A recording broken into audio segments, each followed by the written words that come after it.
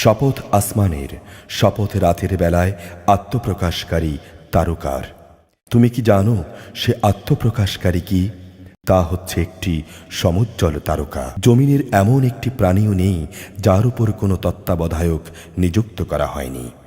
মানুষ যেন তাকিয়ে দেখে তাকে কোন জিনিস দিয়ে বানানো হয়েছে। তাকে বানানো হয়েছে সবেগে স্খলিত এক ফোঁটা পানি থেকে, যা বের হয়ে আসে পুরুষদের পিঠের মেরুদণ্ড ও নারীর বুকের পাঁজরের মাঝখান থেকে। অবশ্যই তিনি তার ফেরত আনার ক্ষমতা রাখেন। সেদিন তার যাবতীয় গোপন বিষয়ে যাচাই বাছাই করা হবে। সেদিন তার কোনো শক্তি থাকবে না, থাকবে না কোনো সাহায্যকারীও। বৃষ্টি বর্ষণকারী আকাশের শপথ, বৃষ্টি ধারায় ফেটে যাওয়া জমিনের শপথ।